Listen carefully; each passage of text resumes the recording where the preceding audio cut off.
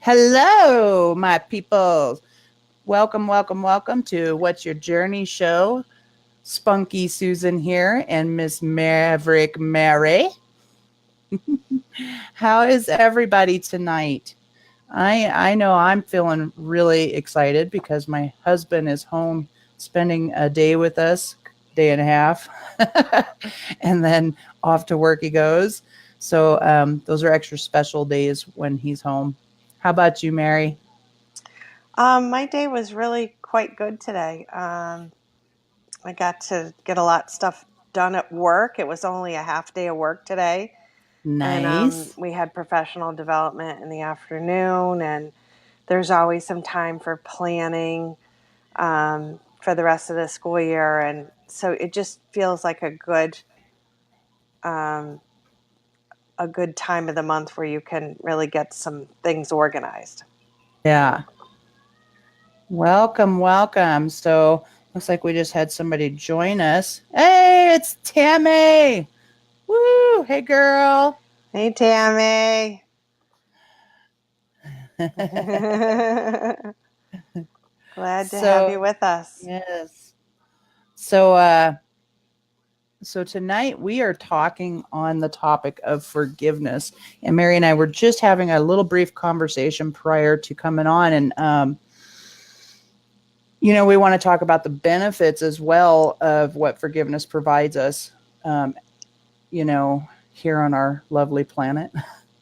So, so what we thought of is we could be talking about, um, like our own personal experiences, Mary, on like how has forgiveness benefited us at an individual level. Maybe find out from our guests, as well. Like, how do they actually do the action of forgiveness, and what does that look like when they're doing it? I mean, there's many ways, because when I think of forgiveness, I think of self-forgiveness, and I think of forgiveness of others. But I also know that's a topic that I've experienced with, a client here and there, or even people I've interviewed who, um, forgiveness is a tough topic for them.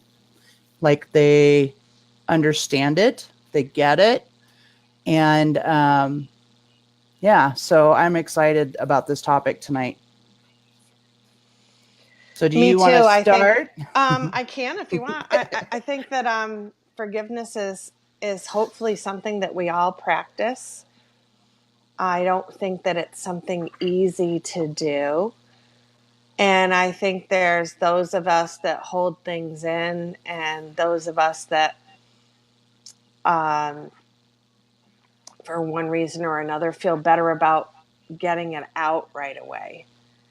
And do you want us to jump right in and tell a story? Yeah, Or let's do okay, it. Let's so do I'll it. jump right in and tell a story, a personal story of mine. Um, when I was in sixth grade, we were making flags of the United States, and we got to pick a state, and I picked California. And there was another girl that was a great artist in our class, and I hadn't put my name on the back of my paper yet. And she grabbed my paper and swapped it with hers. And I said, Dawn, I said, that's not your flag, that's mine. And she says, well, what are you going to do about it? And I said, well, I'm going to count to three. And if you don't hand me back my flag, I'm going to punch you in the mouth. And so that's what I did. And she fell off her chair, I remember. And of course, we got sent to the principal's office. And the worst part of being in the principal's office was not so much that you were in trouble, but in those days, the principal smoked, and he smoked cigars, and his nickname was Breather. Breather. And, of course, they called our parents and everything else. And that girl and I, that was sixth grade. So middle school goes to eighth grade where I live. So we kind of had a falling out. Well, when my brother passed away, at a really young age when he was 44. She came to his funeral, but I didn't know that she was there. I'm in the receiving line, and she shakes my hand like everybody does when they're saying, "Oh, sorry for your loss, sorry for your loss." And she says, "I'm really sorry about your brother. Do you remember me? My name's Dawn. And by the way, I'm really, really sorry about the flag." I mean, literally, I'm in my 40s at this point, and that happened in 6th grade. So, friends out there, please do not wait that many years to make amends with someone. But I was absolutely shocked. It never occurred to me that anyone would be thinking about that all these years. Yeah. Yeah. What about you, Susan? That's mine. I'm going to open up with a funny yet a little bit sad one. I have more, but I'm going to bounce it back to you. Okay. No, that's really good. So when that happened, what was that? What did you experience in the way of being? I just felt like she honored my brother by being there and honored me by being there. And that was more than I could have ever, I didn't even expect it. And I felt like not only did she apologize, but, she honored my whole family and him by being there. And it meant the world to me. Yeah. And, we had a pretty good embrace there. And, yeah, it's amazing in your time of grief how angels maybe bring upon a moment of a brief moment of light humor to what's going on to like help you to get through your day. And that was what was brought to me that day. Yeah. That's really good. I love that. And what I got is that like you experienced love and peace. Mm-hmm. So, well, like you, I have many that I could share about forgiveness. However, the first experience of forgiveness for me, which was very super profound, was asking for my husband to forgive me. And this was about 10 years ago. And I had completed what is known as the Landmark Worldwide.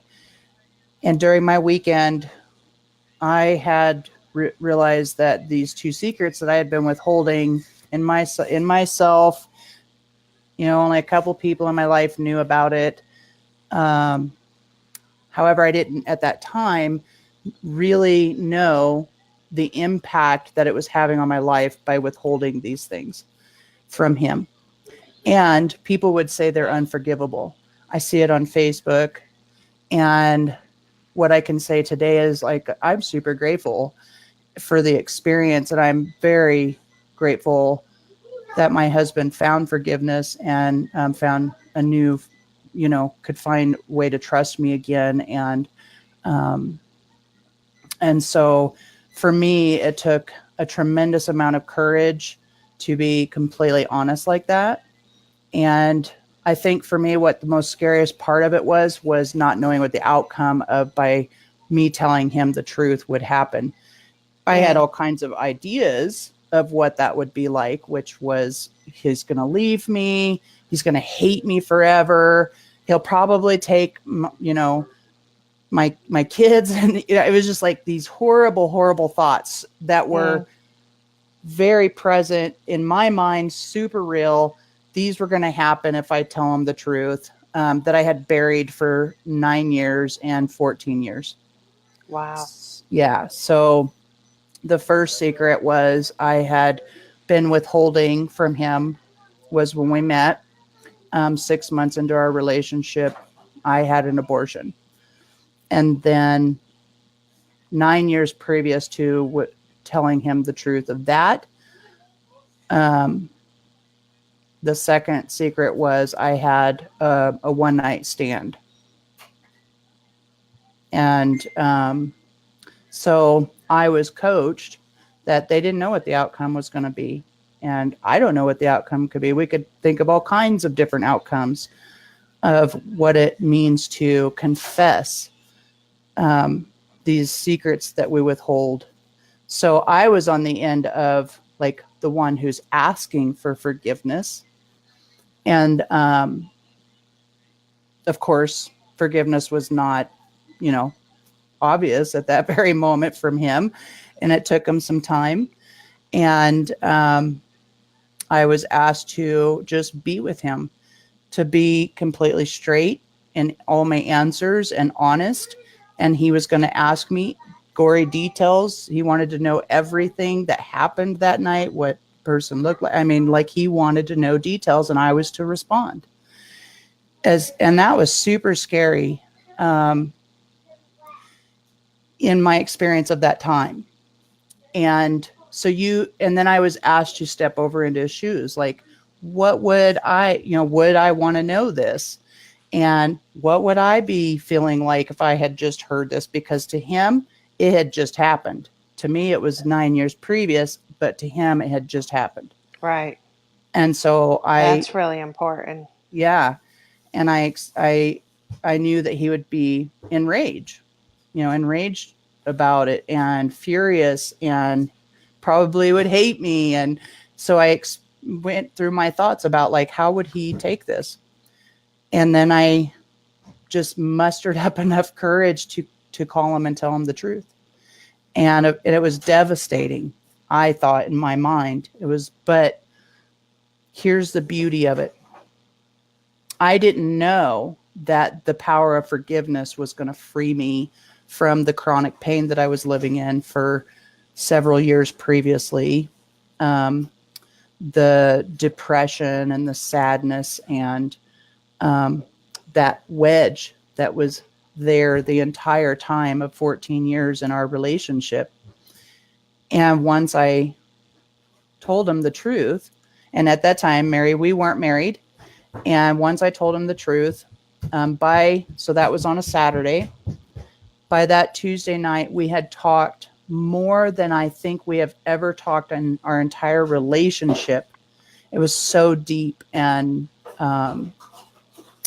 really just, I don't know how to explain it. We were just in a very deep communication, and I kept listening to everything, answering all of his questions. And by Tuesday night, he asked me to marry him. Wow.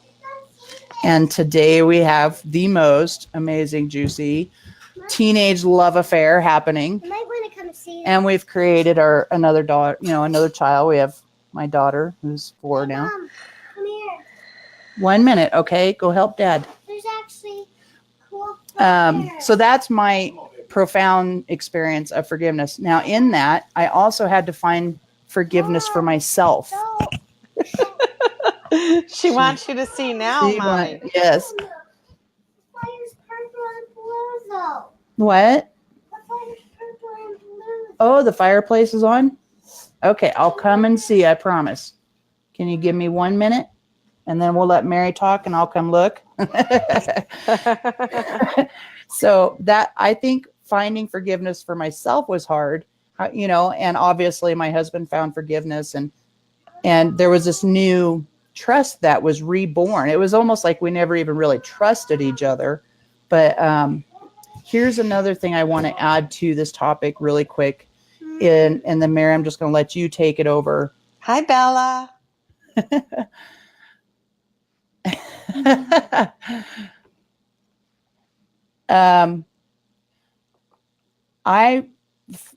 For me, what I've learned over the 10 years of studying, training, and developing myself in healing and getting to the root cause of things is it is a really important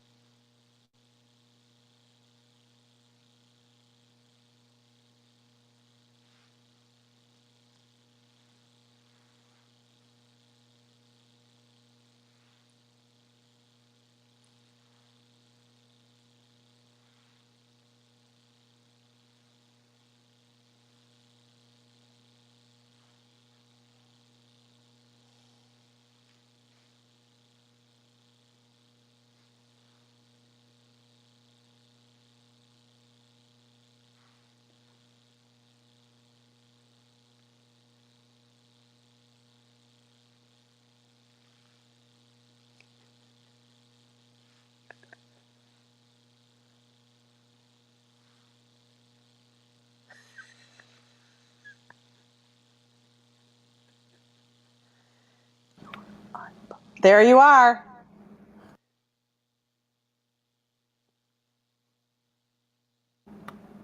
Okay, can you hear There me you now? are, yes. Okay. You were unplugged for a bit. Yeah, I pushed the... Can you hear me?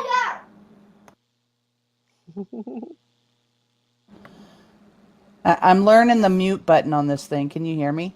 Yeah. Okay. Okay. Mary, I'm gonna let you take over Go for a see the minute while I fire. go. You got to go see the fire. And you know I'll be what? back. We can't bring on Tammy right now, but what I'm going to do is I don't want to respond to what you said until you come back, but I can tell another story and then we can have a conversation. We'll circle Awesome. back. Sound Okay. good? Sounds All good. right. I'll be right back, guys. All right. So, hi, everybody. We're swapping back and forth. If you've been with us since the beginning, that's what happens when you have little ones. Sometimes they need your attention more than anything else, and they're only young ones, so we have to run to them. So in the meantime, I'll tell you another story about forgiveness, and just my whole take on it is that sometimes there's things that people do that are quote unquote unforgivable. And so when we forgive, it doesn't mean that we forgive the behavior. It just means that we're going to let go of carrying that around with us every single day so that it doesn't weigh down on our shoulders and it doesn't circle back in our mind all the time over and over and over again. Because when we do that, it distracts us from the beautiful things that are happening in life. And we all have things, it's a choice. And I think that Susan says that word a lot, that we have choices. And one of the choices that we have is to let go of those burdens. If any of you in the audience are spiritual or religious in any way, often you might hear other people say, let them go in a different way, give them up to a higher purpose for them to evaluate them, so that you don't have to carry those around anymore. Back to you, Susan. Yeah, I agree totally. Because, well, what I would add to that is by not forgiving yourself and you're still hanging on to, when you're asking for someone else to forgive you, you're obviously in your head about it, making yourself wrong. And I had to go through the motions of dealing with all that. But it was a huge, huge learning experience for me about forgiveness. And it also gave me the courage to, you're going to love this one, Mary, because it kind of goes back to the conversation we were having before our talk tonight. So I was physically abused in 3 other different relationships, and they were alcoholics or they used drugs or whatever. And I played the role of victim for many, many, many years. And I was still a victim, even though I was no longer in them relationships. And it would show up in my current relationship. However, I didn't know that until I started, just becoming aware of my way of thinking, healing those things from my past. And part of my process for healing, when you have that kind of healing to do, is not only asking, like when I was healing the abuse to release being a victim, so I forgave them for their behavior, because they have a behavior. They did something and it was painful, it was wrong, whatever. Like I'm not dismissing any of that, right? I'm not dismissing that their behavior was like horrible. However, what happens is we hold on to that stuff into our adult life, and we're carrying it around like we're carrying around loads of baggage on the back of our back as if it's still happening to us right now today. Right. And the longer we do that, the longer we're a victim. So the biggest benefit I would say is by forgiving them, you're not freeing them from their behavior or anything like that. It has nothing to do with them. You are freeing yourself, and you are creating what's possible for you, and that's being free, having peace of mind, and love and affinity for others and for yourself. And so I took it a step further with anybody that I've ever experienced anything horrible I thought was horrible to me, where they had done something horrible to me. Not only did I find forgiveness in my heart and forgive them, I forgave myself. And the reason why I forgave myself for the harm they caused on me is because I spent a lifetime making them wrong for being a human being. And I found compassion for their behavior. I found compassion for them as a human being. God is the judge, not me. And by having that compassion, I realized, can I ask them to forgive me and ask for their forgiveness for making them wrong all this time? Mm-hmm. So, yeah, I think that's really important. If you don't mind me taking over for a no, second yeah, here go for it, while I girl. have this thought in my head Yes. that, with the expression, we have to love ourselves before we can love other people. Mm-hmm. And the other expression is, well, you need to have unconditional love for people to be able to deepen your relationship. Yeah. Well, if you're going to deepen your relationship with anyone, you need to forgive those that have wronged you, the wrongs that you've done as well, so that you can have unconditional love for yourself. That's right. Because once you have that, whether you realize it or not, you bring in what the expression too, you reap what you sow. If your thoughts are always around fear that you're going to screw up again or that that's going to happen to you again, that's what you're going to bring into your life. But instead, if you stand up for yourself, have that unconditional love for yourself and say, I deserve something better. I'm going to open my door tomorrow and I'm going to manifest that I'm going to be successful. I'm going to have love in my life when it's right for me. I'm going to be able to love again. Mm-hmm. And, my life is going to feel a lot fuller. Yeah. And when you manifest those things in your brain, it's amazing how different you start to act. Right, Susan? That's right. Yeah, it's an immediate, like this shift happens. And when you shift your own context of who you think of yourself to be, because that's it. It's it. You just hit the nail on the head. It is all about your state of mind, how you feel and think about yourself internally.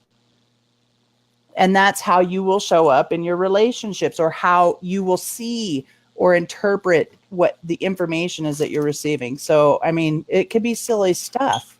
Mm-hmm. Really. Shit, we're worthy. We're worthy. We're goddesses. We're queens, and we need to embrace that shit. Sorry, I'm trying not to actually cuss because I heard that Facebook will not send our live stream out as far. so If you I don't, will if you don't refrain cuss, from that. Yeah. well, I think that you really, between the two of us, we really kind of put it all of the pieces Yeah. together. It's really not that complicated. Everyone that's sitting out there tonight in our audience listening to us, it's really just as simple as removing that negative thought and putting in the positive thought. If you think that you're not going to be successful, well, then you won't. Yeah. If you think that you're overweight or you don't look good in the mirror, then when you get dressed in the morning and you go off in your day, you're gonna wear this face and you're gonna hold your posture different. Yeah. And I know this for sure because I have to go to school early lots of times, and I think to myself some mornings I'm whipping through my house trying to get ready, and you'll have a student say, "Oh, Miss Ivini, you look so nice today." And I'm thinking to myself, good grief, I put myself together with egg beaters this morning. I said, "Thank you, honey," you know.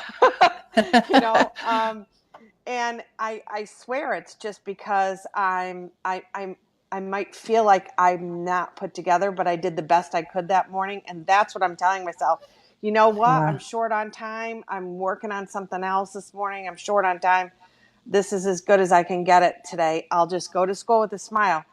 And it always cracks me up how many people come up and give you a compliment and you're thinking to yourself, good grief, I think I have polka dots and stripes on together, you know? And, that's just a classic example of something super simple that, people really notice when you're smiling. And if I'm rarely not smiling, but if I'm not for some reason, like if I'm super focused sometimes, I'm not smiling, kids know that I'm always smiling. So if they see me doing that, they think I'm mad. They're like, Miss Ivini, fix your face. Yeah. Yeah. They want to see that. So it's not an accident. It's like your mindset and that smile. I mean, Yeah. it's amazing. Haven't you ever met people that you're thinking maybe on the outside they look a little disheveled, but when you sit down and have a conversation with them, they're the most interesting people. They have the greatest stories, and you're like, wow, I'm glad I sat down and take the time to like get to know you better. I don't know. It's attitude. Okay. Tammy said she's got to get back to work. Love and light to you both. You too, Tammy. Have a good night.